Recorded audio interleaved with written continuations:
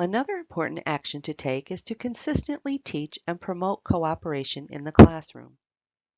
In the absence of a strong set of cooperation skills, aggression and competitiveness in children flourish. Set the following classroom rule: ask 3 before you ask me. This requires children to learn to seek help from and give assistance to their classmates. Some children will need your help initially to learn how to ask for help in a way that will get a positive response and to give help without doing everything for the other child. Use cooperative games often. Cooperative musical chairs is one such game. Play as normal, removing a chair each time, but when the music stops, the children must work together to find a place for any stranded children, sharing a seat, sitting on laps, etc.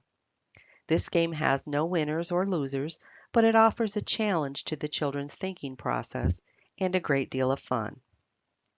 Promote cooperation when situations arise in the classroom. Ask a child to help another child who has broken a classroom rule. Everett, please tell Amelia the rule about running in the class and give her ideas about how to remember it. Set up dramatic play situations involving exciting adventures where all the children work together against a shared problem. Firefighting, rescue squad activities, catching a big fish, and working in a hospital are some examples.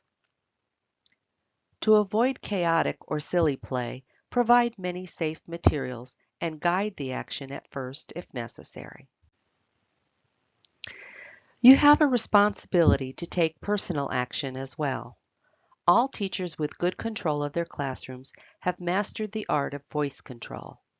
If you speak in a moderate voice most of the time, the very few times that you do raise your voice slightly or lower it, you will immediately have a big impact on the children. Bring the noise level down in a room by starting out with a loud voice and by gradually bringing your voice down in volume as you speak. Vary your voice greatly. Get louder and faster when the children start losing attention.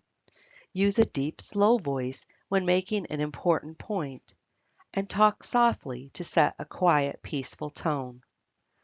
Remember that voice variety keeps children from being bored and tuning you out, which can lead to misbehaviors. Use a tone and words that convey respect for children. You can check this by asking yourself if this is how you would talk to an adult friend. Expressions like use an indoor voice or you need to clean up now are contrived and patronizing, while please speak quietly and please pick up the toys are more respectful. The use of an exaggerated, overly sweet tone of voice condescends to children. If you show respect for children, they will respect you. Mutual respect will eliminate many potential discipline problems. The third change we want to make is how to handle our reactions to behaviors. Let's move into this skill set. Reaction number 1, deal with mistakes. Treat mistakes and errors that children make as a natural part of their learning. If a child drops a container of milk, calmly say, "It's all right, you can get the sponge and wipe it up. I'll help you if you need help." And then later ask him, "What can you do the next time to avoid a spill?" Offer a few suggestions if he has no ideas. Tell the children about mistakes you make, such as scheduling a field trip to the zoo on the day it is closed, so that they will know that adults still learn from their mistakes.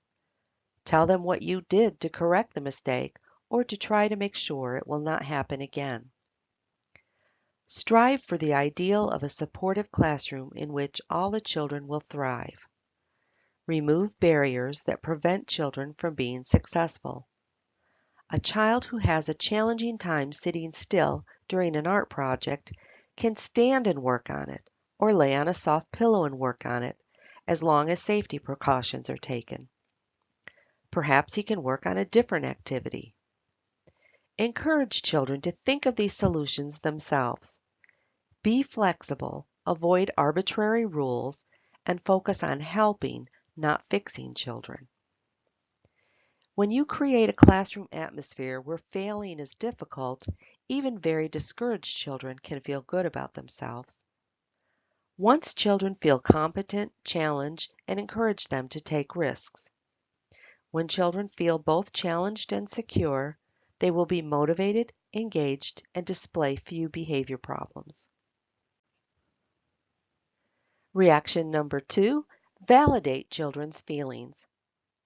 When a child acts inappropriately, defiant or aggressive, for example, first respond by letting the child know that his feelings are acceptable. Say something such as, "I can see that you are angry and frustrated. It's okay to be angry here." Then move on to talking about the behavior itself. "I can't let you hurt yourself or others. This is a safe classroom. Let's figure out what you can do with your anger instead." This lets the child know that you are on his side and that you care about him and his needs. It will make it much more likely that he will cooperate with you in changing the behaviors. In many situations, children are too upset to be reasoned with and to be helped to change behaviors. First, they need to be calmer. Different children need different strategies to do this. Help each child figure out which calming strategy will work best and have a variety of strategies available.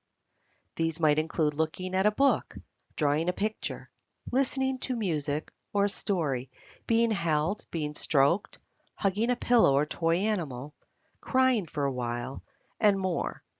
Once you and the child know the most effective calming strategy, use it right away each time there is a need. We have another activity that I'd like you to do, which could potentially involve utilizing the strategies mentioned, validating feelings, and helping children calm themselves. You will have some short scenarios involving children and their behavior. Your task is to identify the behavior for the child, validate that feeling, and then talk about the behavior with the child in an appropriate manner. Part of your answer to the child may involve the calming that we discussed here.